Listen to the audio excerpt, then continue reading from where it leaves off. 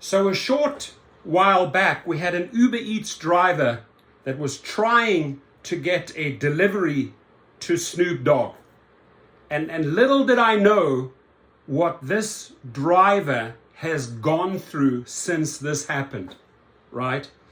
And I'm the first person he reached out to, right, after literally spending all the time indoors with this crazy anxiety because this hip hop or whatever musician threw him under the bus and outed him and put his number plate out there.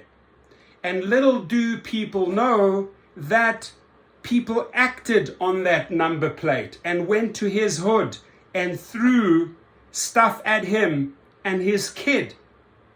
Right?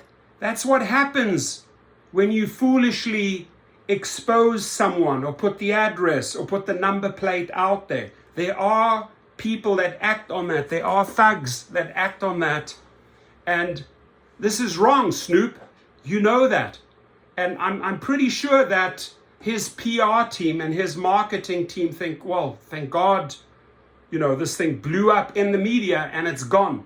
It's not gone. It has only just started because that driver is going out there and getting himself a heavy hitter, an attorney, right?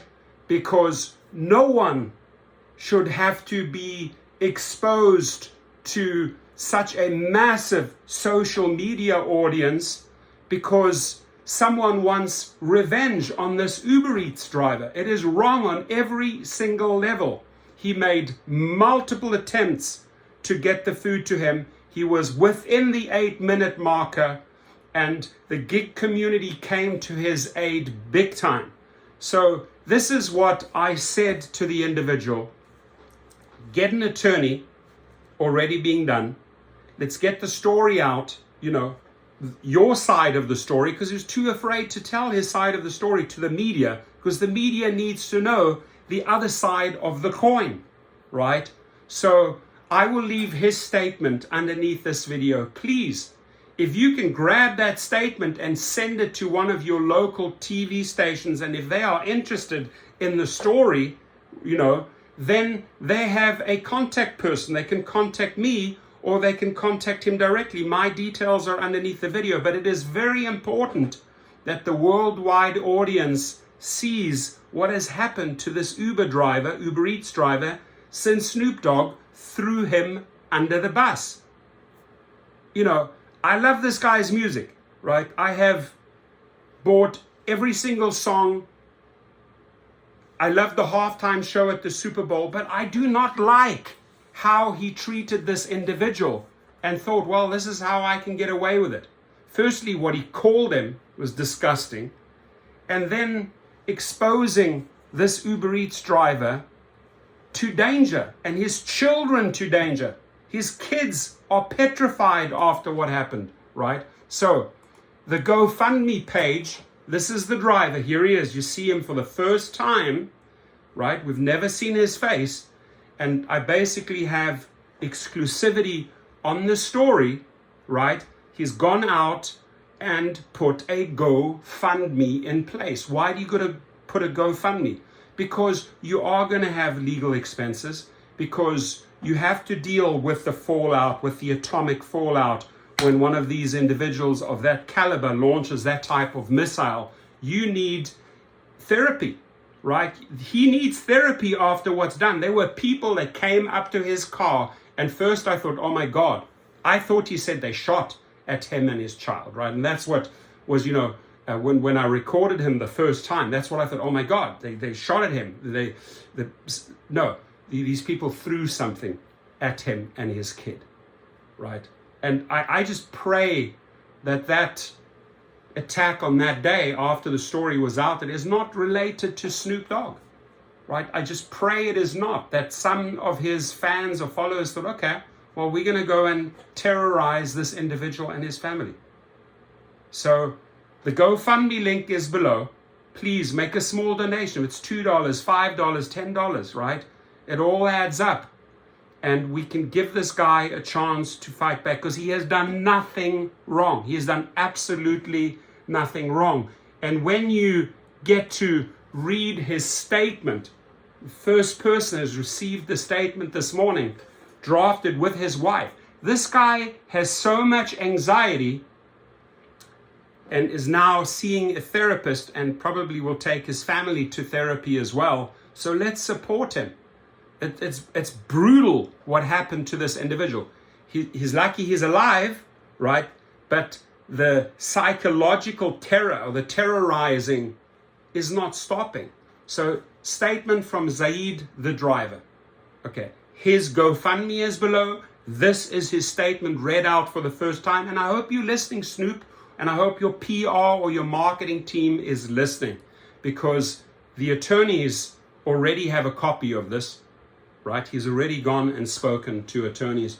During an Uber Eats late night food delivery, I had issues getting a customer to respond with directions where to leave the food, right? I contacted them several times and I waited over the standard 8 minutes. Done nothing wrong. Everything by the book, by the playbook.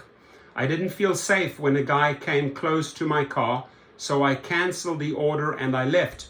This was an industrial area of Inglewood, right? Now, I've been into Inglewood many a times, you know, for the Forum, for the SoFi, and most of it during the day.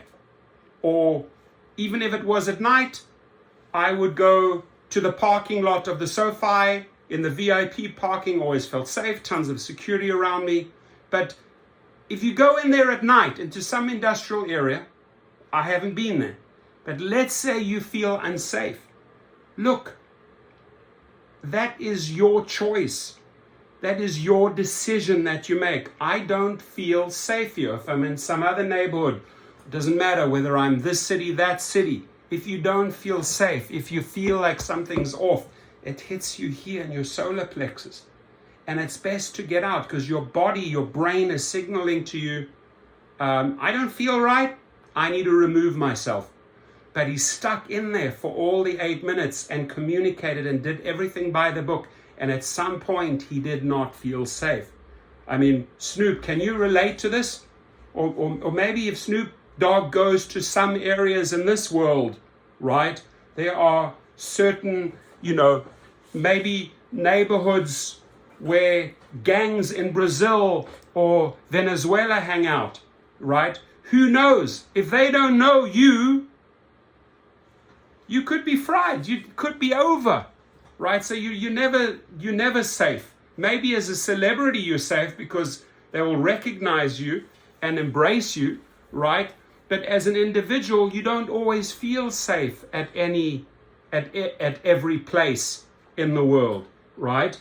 So after a few days, we noticed a link on Yahoo News about Snoop's issue with an Uber Eats driver posting a video on Instagram. This has gone viral with over 4.5 million views, right? And this is basically, this article is going to be right underneath. Feel free to send this to any of your local TV stations, and my details are below, so that they can contact us and can set up an appointment to interview Zaid the driver on his story. It's important that his story is told here. So this has gone viral with over 4.5 million views and permanently added to the internet. After watching the video, I realized it was me. It was him, Zaid, not me, but Zaid. My personal info, as a photo of my face, first name, and license plate number are exposed. This is a safety issue within the app. And what has Uber done about it? Nothing. Nothing. Silence. They're hoping the story goes away. Uber, you are included as the defendant in that lawsuit, right? To hear the vulgar language and racial slurs about me are unacceptable. And I agree. Putting me in a false light and attacking my character, embarrassing me in front of my kids, my family, and my friends, putting us at risk for our safety. This has caused anxiety, stress, embarrassment, affecting my flexible career as a service worker. I work late at night to be able to care for my kids during the day. I stopped working due to this issue for safety concerns of what could happen.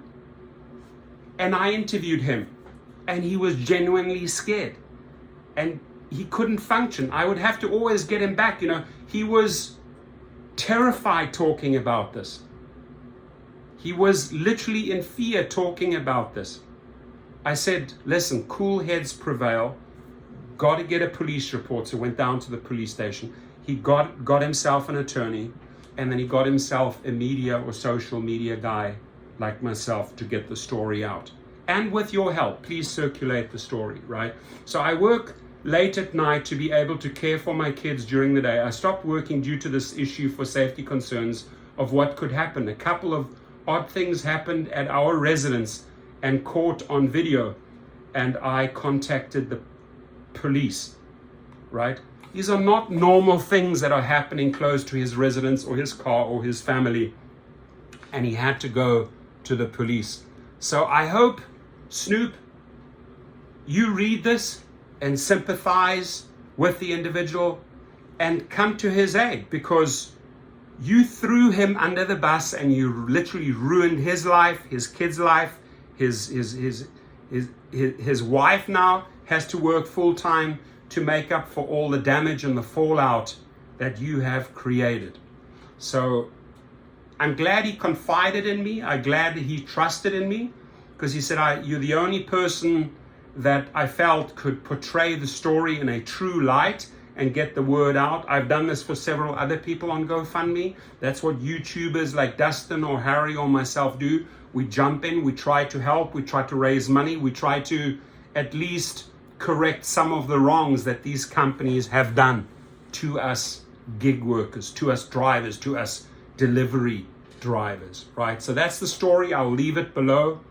And again, the GoFundMe of this gentleman. This is the gentleman that had the interaction with Snoop. And this is Snoop going out there telling the world that this guy is an NI. I'll let you fill in the dots, and then putting his details out there. And I'm pretty damn sure they thought the story had gone away. And I'm pretty sure Uber Eats and Dara Koshashawi and all of them thought, wow, thank God it has gone away. It has not gone away. Now is your time to speak up. Please support him with $2 or $5 or $10, and let's put him back in the front seat and let us help him tell his story and set the record straight to Snoop. Thank you.